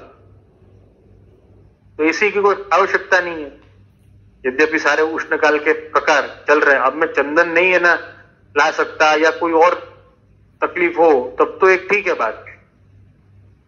अब उसी संदर्भ में अगर अपन माने कि मैं प्रभु का सेवक हूं और मैं प्रभु की सेवा में तत्पर हूं, तो प्रभु के निज मंदिर में ऐसी नहीं होगा तो चलेगा। मैंने कि ऐसा है, आप एक काम करें, आप मेरे सेवक हैं, आप मेरे प्रिय सेवक हैं, आपको इतनी चिंता है, तो आप अपने गुरु की सेवा में इतने तत्पर हो जाएं तो मुझे भी शायद एयर कंडीशन की जरूरत न पड़े। तो ये ऐसी तत्परता होगी तो मुझे लगता है किसी को भी एयर कंडीशन की जरूरत नहीं पड़ेगी। ये सिर्फ मेरे विचार आप सबसे शेयर किए हैं, ये कोई सिद्धांत नहीं है। तो अब आगे का क्रम अपन देखते हैं, जितना भी समय अवकाश है उसमें, बाकी का जो है वो आगे देखा जाएगा। तो इसमें जो मैंने कल समझाया था सूतक के विषय में, सदाचार सूतक के विषय में जो मैंने समझाया था, उसी संदर्भ में अपने श्रोता गोपाल चौधरी का प्रश्न जो है, अच्छा मुझे कल के प्रश्न के ऊपर थोड़ी बहुत बातें और क्लियर करनी थी, और वो बातें जो मुझे क्लियर करनी थी वो ये हैं कि जैसे मैंने व्यान नाम के प्राण के विषय में समझाया था। व्यान नाम का प्राण होता है जो व्याप्त रहता है, 40 से 90 दिनों तक व्याप्त रह सकता है। अगर किसी अकस्मात में उसकी मृत्यु होती है तो ये व्यान कितने समय तक व्याप्त रहेगा इसका कोई भरोसा नहीं है, कोई ठिकाना नहीं। और इसी को, जैसे कि मैंने कल थोड़े संकेत दिए थे, इसी को कई लोग इसको भूत भी है ना कहते हैं, व्यान को कि ये भूत है, वायु के रूप में वो दिखता है, और कई लोग इसको भूत भी है ना कहते हैं। तो यद्यपि ये प्रश्न आता है भूत है कि नहीं है, मैंने कल स्पष्ट किया था कि अपने कृष्णदास अधिकारी की वार्ता में उल्लेख है स्पष्ट, गुरु अपराध के कारण प्रेत योनि को प्राप्त हुए, और प्रेत योनि को प्राप्त होने के बाद में गुसाई जी ने स्वयं ने कृष्णदास अधिकारी का श्राद्ध किया, तब मुक्ति मिली है। तो यहां पर अपन को ये होता है कि मतलब अब मेरी बात से कोई ऐसा भी समझ सकता है मतलब भूत होते हैं, मतलब अपन को है ना डर के रहना चाहिए। तो फिर ना कई लोग अपन को समझाते थे कि भाई तू है ना कंठी पहनेगा तो तेरे को भूत नहीं आएगा, तेरे पास में भूत नहीं आएगा, तेरे पास में पिशाच बाधा नहीं होगी, प्रेत बाधा नहीं होगी, वगैरह वगैरह वगैरह। भाई ये क्या गलत है? जब कृष्णदास अधिकारी को महाप्रभु जी के सेवक खुद प्रेत है ना बन गए, तो क्या ये ना गलत बात है ये कि भाई जिसके गले में कंठी हो उसको कोई भूत बाधा नहीं हो? क्या ये गलत बात है? गलत बात नहीं है। इसको किस प्रकार से समझना पड़ेगा? कंठी पहनने के बावजूद भी अगर अपनी कंठी पहनने के धर्मों को निभाया नहीं है तो भूत भी आएगा और प्रेत भी आएगा और सब आएगा। कहने का अर्थ ये, यहां पर स्पष्टता यही है। अगर भूत बाधा है, कोई भी बाधा है, अपन को ना ऐसा लगता है, अब आजकल सब बड़ी फिल्में ना देखते हैं, जय हनुमान ज्ञान गुण सागर, जय कपीशतिहु लोक उजागर, हनुमान चालीसा के पाठ के ना द्वारा भूत नहीं आएगा। वो हनुमान चालीसा के पाठ के द्वारा भी भूत कब नहीं आएगा मालूम है आपको? जब वो हनुमान जी का भक्त होगा और उसको हनुमान जी पे इतनी श्रद्धा होगी तब नहीं आएगा। अब कोई भी अपने हनुमान जी का, हनुमान चालीसा का पाठ है ना करते लग जाएगा और नहीं आएगा, ऐसा थोड़ी है। तो कहने का तात्पर्य कि व्यान जो है, व्यान नाम का प्राण जो है वो व्याप्त कब तक है ना रहता है? जब तक ये अनुसंधान उसको ना आ जाए कि भाई मुझे मुक्ति की तरफ जाना है, वो इस बात को स्वीकार न ले, क्योंकि देह में इतने समय वो व्याप्त रहा है वो व्यान, उसको स्वीकारने में समय लगता है। और किसी के अकस्मात में या कोई मनवांछित कोई फल इत्यादि या जो भी कुछ बाकी है ना रहा हो वो समय में, मतलब संसार में अतिशय अभिनिवेश, बहुत ज्यादा मन लौकिक में आसक्त अगर होगा तो ये व्यान व्याप्त रह सकता है। और सबसे पहले किसी को परेशान अगर करेगा, देखो मैं डरा नहीं रहा हूं, वापस है ना बोल रहा हूं, डरा नहीं रहा हूं आप सबको, लेकिन अगर ये व्यान व्याप्त अगर रहता है तो ये व्याप्त रहने का कारण उसी पर यह व्याप्त रहेगा जो अपने धर्म का पालन नहीं कर रहा है, जो अतिशय लौकिक में आसक्त हो, कंठी पहन के कंठी के किसी धर्मों को नहीं मानता है, उस पर यह व्याप्त हो सकता है। यद्यपि अपने यहां पर तो कैसा प्रसंग है ना मिलता है, कामन में श्रीकुंड की बैठक का प्रसंग मिलता है। ब्रह्म राक्षस की मुक्ति जो है वो कैसे हो गई? महाप्रभु जी के धुले हुए वस्त्र के जल का छिड़काव करने से हो गई। अब ये प्रभाव है, देखो वल्लभ के स्वरूप का, वल्लभ के धुले हुए वस्त्र, श्री महाप्रभु जी के धुले हुए वस्त्र के जल के छिड़काव से उसकी है ना मुक्ति हो गई। तो प्रेत बाधा की बात कहां पर आएगी? प्रेत बाधा की बात वहां पर आएगी कि जहां पर अपने धर्म से, अपने वैष्णवता को वैष्णव नहीं निभाता, वहां पर आ सकती है, नहीं तो नहीं आ सकती। इस बात का ध्यान अपन को रखना है। और दूसरा एक प्रकार जो है वो ये है कि उस व्यान नाम की वायु को, उस व्यान नाम के प्राण को, उसके इसके बाद वाला जो उसका रूप है, मतलब पितृलोक में जो उसका निवास है, उसके लिए अपन श्रद्धा पूर्वक, सौहार्द पूर्वक और शास्त्र आज्ञा अनुसार अपन उसको वहां तक पहुंचाने का मार्ग प्रशस्त करें। वो श्राद्ध क्या है? श्राद्ध माने श्रद्धा है। उत्तर क्रिया क्या है? उत्तर क्रिया माने क्या है? वो जो व्यान जो है, वो व्यान को या पंच प्राण में से कोई भी प्राण जो शेष है, लगभग नहीं है ना होता है, लेकिन व्यान शेष हो सकता है, क्योंकि व्यान को क्या है, शरीर की कोई आवश्यकता नहीं है, उसको आधार की आवश्यकता नहीं। व्यान तो वैसे भी व्याप्त रह सकता है, ऐसा हो सकता है, होता ही ऐसा मैं नहीं कहूंगा, लेकिन हो सकता है। देखो सभी, ये पूरा ब्रह्मांड परमात्मा है और अपन एक आत्मा है। जब ये आत्मा किसी शरीर में होती है तो मतलब क्या होता है? वो एक रूप धारण करती है। मतलब क्या है? देखो परमात्मा, ब्रह्मांड अनलिमिटेड, ये बात को जरा ध्यान से समझने की कोशिश करना। ब्रह्म, परमात्मा, ये ब्रह्मांड अनलिमिटेड, उसमें एक आत्मा, अनलिमिटेड का एक पार्ट, अनलिमिटेड का एक छोटा सा पार्ट, वो आत्मा। अब वो आत्मा जब शरीर धारण करती है तो वो लिमिटेड बन जाती है, मतलब इस शरीर में वो है। एक निश्चित सीमा में वो है। जब वो परमात्मा के पास था तब वो अनलिमिटेड था, वो असीमित था। इस बात को ध्यान से समझने की कोशिश करना आप सब। असीमित था। अब वो असीमित को जब भूलोक में प्रभु ने भेजा, इस भूतल पर जब प्रभु ने भेजा तो उसको सीमित बनाया, मैंने उसको एक आधार दिया, मैंने उसको एक शरीर दिया कि ये उसका आधार है।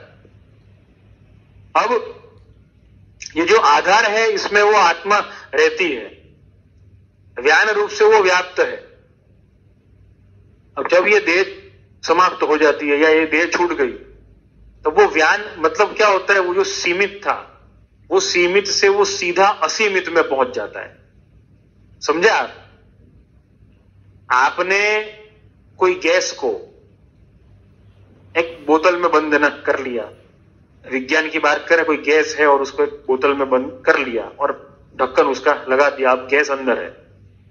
अब जब वो गैस को, जब वो ढक्कन खोला जाएगा और वो गैस सीधी बाहर है ना आएगी तो कैसा होगा? वो सीमित थी, असीमित हो गई, वो व्याप्त हो जाएगी। ऐसे ही ये व्यान है, वो सीमित था, असीमित अब होने आया या हो गया। अब वो असीमित हो गया है, इसकी दिव्य भावना उसमें दृढ़ करने के लिए, क्योंकि अपन ही उसके जीन से संबंधित हैं, क्योंकि अपन ही क्योंकि वो अपना आत्मीय है। गुणसूत्र अपने साथ ही मैच होते हैं, क्रोमोसोम अपने साथ ही मैच होते हैं।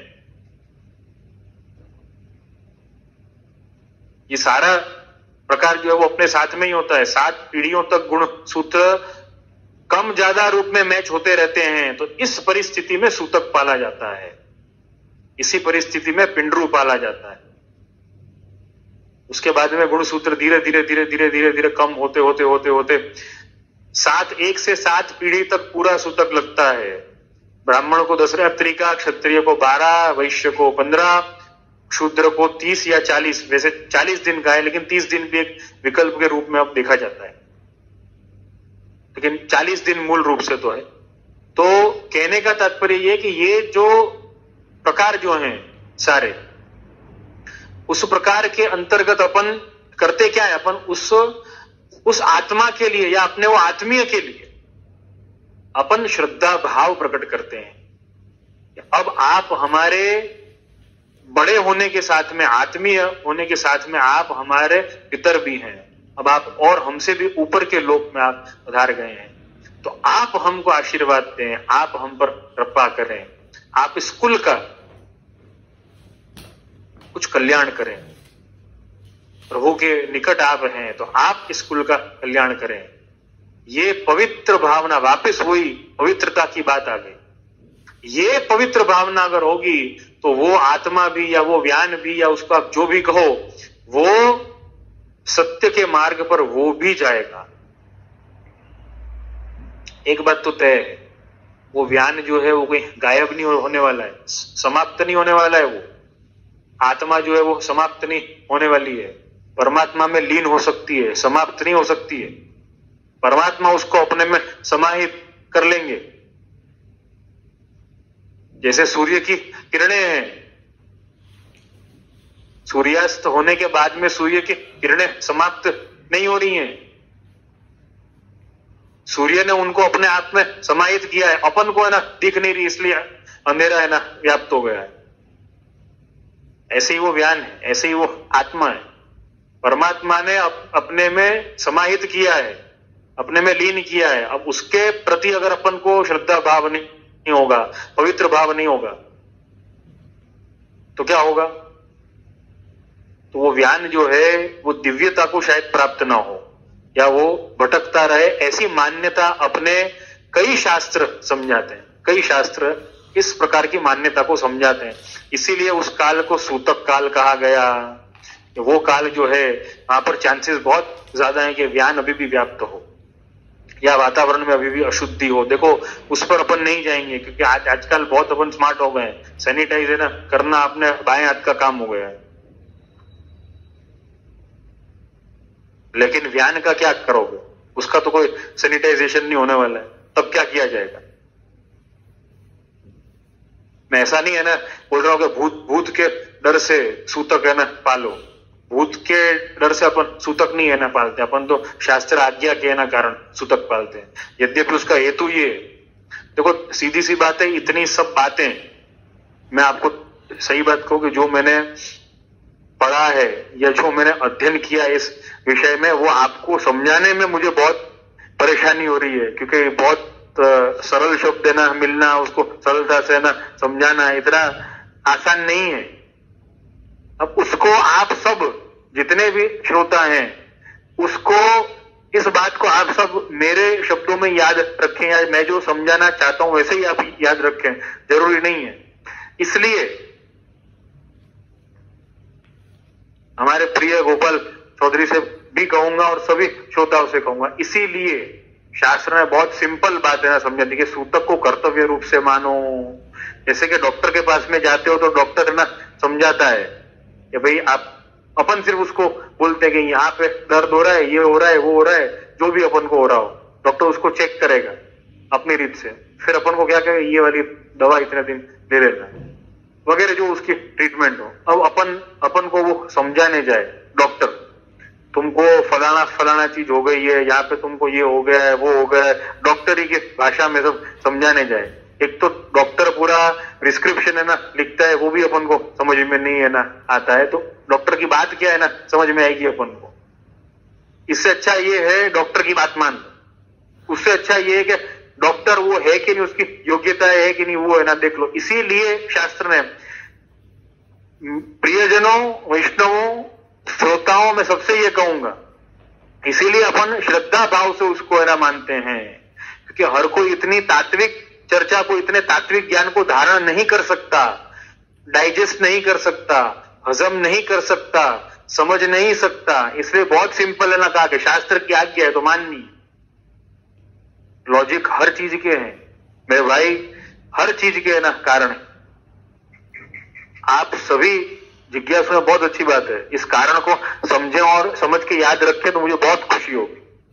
लेकिन इसको हर जनरेशन के साथ में, हर व्यक्ति को पास ऑन करना वो पॉसिबल नहीं है। अगर है तो बहुत अच्छी बात है। देखो हर कोई डॉक्टर बन नहीं सकता, हर कोई मेडिकल फील्ड में जा नहीं सकता, वैसे ही है हर कोई इस तात्विक ज्ञान को धारण नहीं कर सकता, हर कोई इस तात्विक चर्चा को समझ नहीं सकता। तो कहने का तात्पर्य यही था मेरा। अब ये प्रश्न का जवाब दे करके अपन आज के सत्संग सत्र की इतिश्री करेंगे। गोपाल भाई चौधरी ने प्रश्न किया था कि अगर आप हमें सूतक, सुआ, मेंसेस क्यों पालने चाहिए के साथ साथ थोड़ा इनको पालने के बेसिक प्रकार के लॉजिक के बारे में भी जानकारी प्रदान करें तो कृपा होगी। इससे जो समझा है उसे इंप्लीमेंट करने में आसानी होगी। एवं ये प्रकार कहाँ पढ़े जा सकते हैं, ये प्रकार पढ़ने का सबसे बड़ा जो माध्यम है वो धर्म सिंधु है, निर्णय सिंधु है। धर्म सिंधु, निर्णय सिंधु को अपने वल्लभ कुल में, अपने संप्रदाय में बहुत माना जाता है। उसी अनुसार सूतक के अवधि और काल निर्धारित किए जाते हैं। और सूतक में किस प्रकार से पालना है मैं आपको बहुत स्पष्टता से कहूंगा। वो प्रकार अगर अपन सुन लेंगे ना, वो प्रकार अपन जान लेंगे तो अपन कहेंगे कि सूतक पालना हमारे लिए पॉसिबल ही नहीं है, क्योंकि उसमें तो बड़ा सूतक में प्रकार ऐसे थे कि आप घर पे खाना बना नहीं सकते, सूतकी अपने हाथ से खाना बना नहीं सकता। उसको खाना खिलाएगा कौन? उसके ज्ञाति वाले, उसके जाति वाले उसको खाना खिलाएंगे जिनको सूतक नहीं है। अब जाति वाले ही कोई आसपास में नहीं है, सब दूर है, या है तो भी है ना वो खिलाते नहीं है, मानते नहीं है, या जो भी कुछ हो, किसी से मांगना आजकल ऐसे भी उचित नहीं है। पहले तो क्या है, कर्तव्य समझ करके करते थे सब, लेकिन आजकल ऐसा तो हो नहीं रहा है। तो फिर ऑप्शन क्या है? तो सूतक के कई सारे नियम ऐसे हैं जो अब पालना पॉसिबल नहीं है, तो उसमें रिलैक्सेशन किया गया है, या फिर रिलैक्सेशन के साथ में उसमें कई प्रकार के संशोधन किए गए। जैसे कि अपने यहां पर सूतक में अब सूतकी जो हो वो भाई अब खुद अपने हाथ से नहीं बनाए तो खाए क्या, कैसे खाए इतने दिन तक? तो भाई बनाओ, अपने हाथ से बनाओ, लेकिन सब छिया हुआ जो है वो सूतक के छेले दिन निकाल दो, सब शुद्धि करो। ये है। दूसरा है कि भाई अपन को अगर एवं ये प्रकार कहां पढ़े जा सकते हैं, मैं उसकी जानकारी नहीं है, वो भी आपसे जाने। तो धर्म सिंधु, निर्णय सिंधु, मनुस्मृति आदि धर्म शास्त्र में ये सारे वर्णन मिलते हैं, तो आप अगर पढ़ना चाहें तो वो प्राप्त हो सकते हैं। और सूतक के अलग अलग वचन हैं अलग अलग अवधि के लिए, जैसे कि कई गरुड़ पुराण के अंतर्गत सूतक का काफी रिलैक्सेशन है, वहां पे तो दशरात्रि में सबको शुद्धि बता दी है, लेकिन पुराण को धर्मशास्त्र मान करके प्रमाण के रूप में अपन नहीं मानते, इसलिए गरुड़ पुराण के वचन मान्य है, लेकिन उनमें जो पालनीय धर्मशास्त्र के नियम हैं, धर्मशास्त्र के नियम माने क्या, कितनी अवधि के लिए और कैसे किस आशोच को पालना है, तो उसके लिए गरुड़ पुराण को वल्लभ कुल में, पुष्टि मार्ग में, सनातन धर्म में लगभग कोई नहीं मानता है।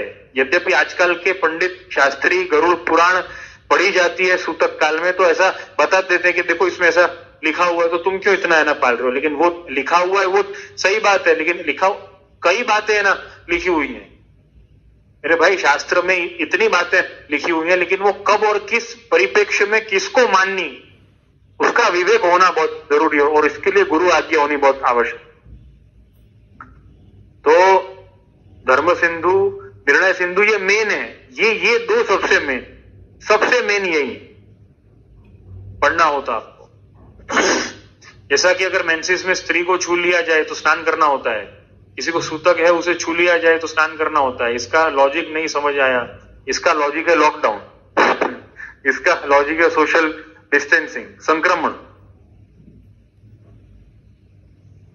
किसको संक्रमण है कितना है अपन को नहीं मालूम है, लेकिन बेस्ट ऑप्शन क्या है, social distancing, regular hand washing, और अपने आप में रेगुलर मतलब सीधी सी बात है, सीधा स्नान ही है ना कर लेने का, कोई और इधर उधर की बात ही, जो कपड़े पहने हो वो सब भिगो करके और स्नान है ना कर, बात खत्म।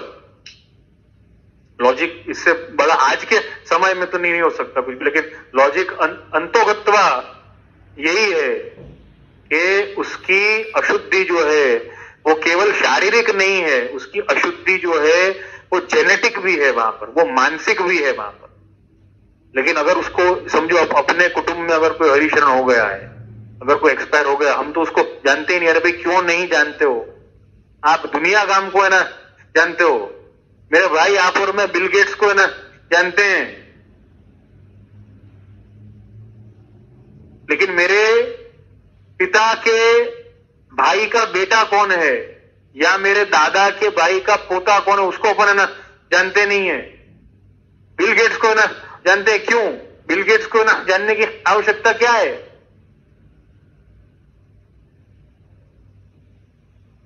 अपन को ये समझना होगा। अपन अगर अपन को ऐसा लगता है कि मेरे दादा के पोते को, मेरे दादा के भाई के पोते को मुझे जानने की आवश्यकता नहीं, अपना क्या लेना देना उससे,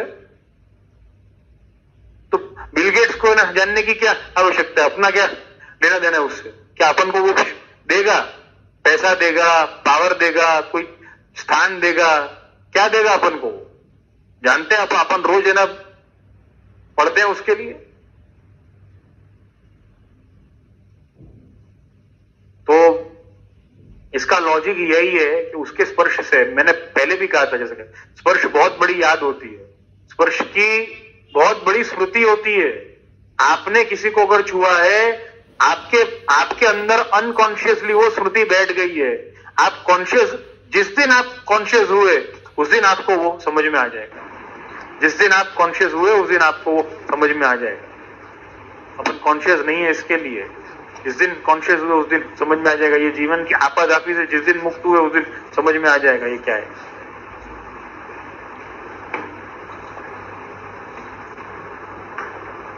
भारत के मौसम विभाग को ये अंदाजा आ जाता है कि बारिश कब है ना आने वाली है। कैसे है ना आता है? कैलकुलेशन है ना उनके, कुछ भी कई बार वो सटीक भी होते हैं, कई बार नहीं भी होते। कहने का तात्पर्य यही है कि स्पर्श जो है वो बहुत बड़ी स्मृति है। उस स्पर्श के बाद में अगर अपन ने स्नान नहीं किया, शुद्धि नहीं अगर की, तो स्मृति के रूप में वो अशुद्ध स्मृति के रूप में बैठेगा, पवित्रता डिस्टर्ब होगी। मैंने सोने का, सुवर्ण का, गोल्ड का एग्जांपल दिया था, उसमें डिस्टर्बेंस आएगा और फिर आप अपने तप, सत्य, दया के मार्ग पर सही ढंग से नहीं जाएंगे। ये लॉजिक है उसका। क्या इसे स्पर्श पे जो आपने व्याख्या करी थी उससे लिंक करना चाहिए? उसी से लिंक करना पड़ेगा। ऑल्सो सूतक सुआ ग्रहण के बाद सफाई का क्रम आज के वर्ल्ड में कैसे करें, specially in small flats of Mumbai? उसका क्रम, सफाई का क्रम जो है वो जितनी पॉसिबिलिटी हो उतनी करें। पहली बात, अपने जीवन में मैं आप सबसे यही, बस अब विराम करना है तो आप सबसे मैं यही कहूंगा, पहले तो अपनी लाइफस्टाइल को बहुत ज्यादा मॉडर्न बनाने का प्रयत्न न करें। देखो, आधुनिकता बहुत अच्छी बात है, आधुनिक विचार वाले हम भी हैं। आपको नहीं लगता कि मैं आधुनिक विचार का हूं? आधुनिक विचार वाले हम भी हैं, लेकिन आधुनिकता और आधुनिकीकरण और पाश्चात्यकरण दोनों अलग अलग है। Modernisation and westernisation is very different. मेरा विरोध, इस सनातन धर्म का विरोध वेस्टर्नाइजेशन पे है, मॉडर्नाइजेशन पे नहीं है। दोनों में फर्क समझने का प्रयत्न करें मेरे भाई। हम ऐसा नहीं है ना कह रहे हैं कि घर में रसोई में आप है ना चूल्हा रखो, आप गैस है ना रखो ना आप, लेकिन अब गैस का रूप क्या आ गया है? Microwave oven. माइक्रोवेव ओवन अगर आ गया है तो उसकी शुद्धि करना नामुमकिन है। सारा खाना, बचा हुआ खाना या बना हुआ खाना या लिया हुआ खाना या दिया हुआ खाना, सब चीजें जो है वो फ्रिज में रखी जाती हैं। आप सब जानते हैं फ्रिज कितना नुकसानदायी है, नहीं जानते हैं? पूरा इंटरनेट वर्ल्ड उसके नुकसानों से भरा पड़ा है।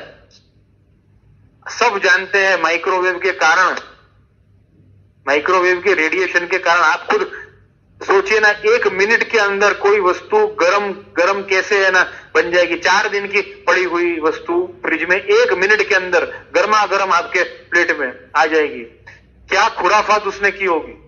सोचो आप, उस मशीन ने क्या खुराफात की होगी आपके शरीर को खराब करने की, बिगाड़ने की। तो वो सफाई पॉसिबल नहीं है मेरे भाई। बाकी हम अपने गैस के चूल्हे की सफाई हम हमेशा करते हैं ग्रहण में, उसमें कोई आपत्ति की बात नहीं है। और मैं जो आपने छोटी जगहों की बात करी, छोटी जगहों में भी सफाई पॉसिबल है, स्वच्छता पॉसिबल है, शुद्धता, पवित्रता पॉसिबल है। लेकिन वो इम्पॉसिबल कब हो जाएगी? जब लाइफ बहुत ज्यादा वेस्टर्नाइज हो जाएगी। मेरे भाई, कई लोगों के फ्लैट में, फॉरेन में, इंडिया में मैंने देखा हुआ है। मैं अपने अनुभव की बात कर रहा हूं। बंबई में कई मॉडर्न लोगों के घर में, कई पाश्चात्य विचार के लोगों के घर में बाथरूम में भी है ना कारपेट है। क्या करोगे आप? टॉयलेट में है ना कारपेट है लगा हुआ, क्या जरूरत है वहां? टॉयलेट में है ना कारपेट है, अब पूरी जगह पे है ना कारपेट है। फिर ये सवाल है ना आएगा कि अब सफाई कैसे करी जाए? सफाई वहां पर हो ही नहीं सकती। आपने अपने जीवन की व्यवस्थाएं इतनी विचित्र अगर करी हैं तो शास्त्र धर्म का पालन कैसे होगा? आधुनिकता के चक्कर में अपन ने पाश्चात्यकरण अपना कर लिया है, वेस्टर्नाइजेशन कर लिया है मॉडर्नाइजेशन के चक्कर में, तो वो सफाई कहां से होगी?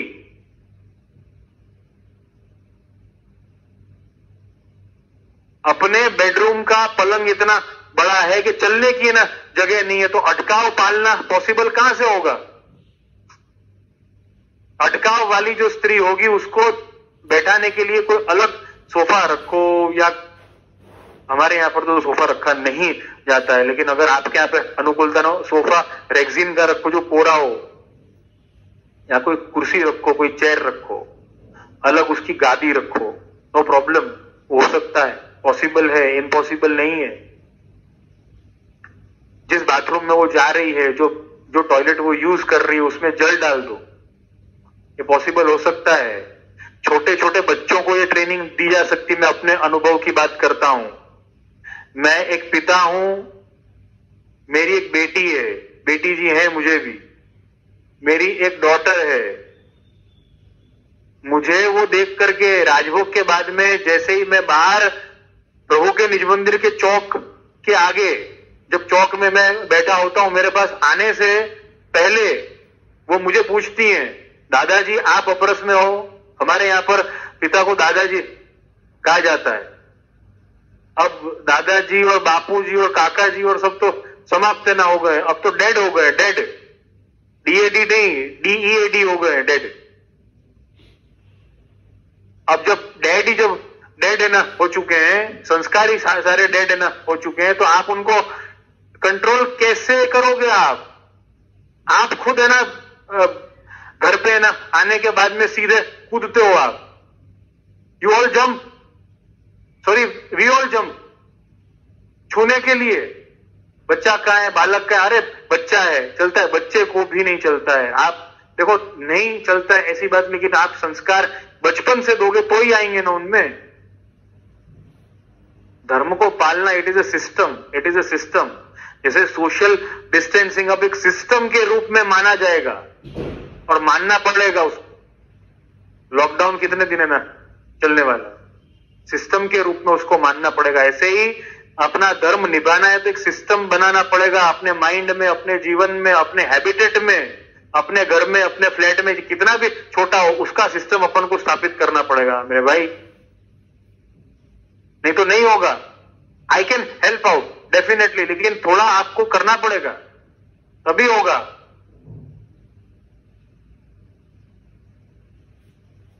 मेरे भाई गुरु द्रोण जो हैं, दुर्योधन, अर्जुन, पांडव, कौरव सबके है ना गुरु हैं वो तो, लेकिन कौरव क्या है ना सीखते हैं और पांडव क्या सीखते हैं? पांडव को निभाना है ना धर्म, कौरव को निभाना ही नहीं है धर्म, तो उसको कितना भी है ना सिखाओ, वो सिस्टम ही है ना करप्ट कर देंगे। सिस्टम ही जब है ना करप्ट हो चुका होगा तो कुछ भी ढंग से है ना चल नहीं पाएगा। लेकिन वहां पर पांडव जैसे अगर अपन बनेंगे तो सिस्टम रखना चाहते हैं, कष्ट के बावजूद भी, युद्ध भी अगर लड़ेंगे तो वो धर्म युद्ध होगा, तो वहां पर कृष्ण भी आएंगे, ठाकुर जी भी आएंगे। तो सिस्टम पहले आप स्थापित करें। आप ये दृढ़तापूर्वक अपने धर्म पर गर्व आप करें, सभी श्रोताओं से ये कहूंगा, अपने धर्म पर गर्व आप करें, उसको पाटली न जिए। सूतक पूरा हो गया, अब तो छू सकते हैं, क्या हो गया, उसको पार्ट्स में न जिए। It is not a part of life, it is art of life. Dharma is not a part of life, bhakti is not a part of life, Mahaprabhu ji क्या आज्ञा, it is not a part of life, Vaishnavata it is not a part of life, it is life और it is art of life. आप art of life की तरह उसको स्वीकारेंगे, आप हर चीज है ना कर सकते हैं, आप हर चीज है ना कर सकते हैं। अपने ही एक है ना श्रोता इसमें है, अपने एफसीसी सत्संग ग्रुप में जो अमेरिका में रहते हैं, अमेरिका में रहने के बावजूद भी बहुत ढंग से सेवा करते हैं, सेवाक्रम करते हैं। उनके घर में कोई नहीं है ना मानता है, निखिल उनका नाम है, शायद वो सुन रहे होंगे या कोई उनके मित्र आदि भी सुन रहे होंगे, तो मैं कहूंगा उनसे ये जितना भी होता है निभाते हैं कि नहीं निभाते, सिस्टम बनाना पड़ेगा, सिस्टम से अपन को चलना पड़ेगा। जैसे विवाह के पहले, किसी की शादी के पहले हर सिस्टम माइंड में सेट होता है कि मेरी पत्नी आएगी तो ये ऐसा वैसा, ये उसकी रूम, ये उसके बैठने की ना जगह, ये उसकी अलमारी के कपड़े रहेंगे, यहाँ उसके जूते रहेंगे, यहाँ पे वो खाना खाएगी, यहाँ पे वो बैठेगी, करते हैं ना अपन एडजस्टमेंट। ऐसे अपन ने अपने धर्म को जगह कहां दी है, जगह देनी पड़ेगी। It is art of life. बस यही है ना कह करके और आज के सत्संग सत्र को यहां पर विराम दूंगा। आप सबके फीडबैक, सुझाव, शिकायत, प्रश्न सभी का स्वागत करूंगा। आप सभी मेरा मनोबल बढ़ाते रहिए। दृढ़ई न चरणन केरो भरोसो, दृढ़ई न चरणन केरो। श्री वल्लभनक चंद्र छटा बिन, तब जग माझ अंधेरो भरोसो, दृढ़ई न चरणन केरो। साधन और नहीं या कली में, जासु होय निवेरो। सूर कहाँ कहे विविध आनो, बिना मोल को चेरो भरोसो, दृढ़ई न चरणन केरो, दृढ़ई न चरणन केरो भरोसो, दृढ़ई न चरणन केरो। बोल श्रीमद मोहन लाल प्यारे की जय। श्याम सुंदर श्री यमुने महारानी की जय। राज धरण की जय। श्री वल्लभाद जय जय। श्री गुसाई जी परम दयाल की जय। श्री घनश्याम जी परम दयाल की जय। अपने अपने गुरुदेव की जय। सभी वैष्णवों को शुभकामना शुभाशीष सर्वे भवन सर्वे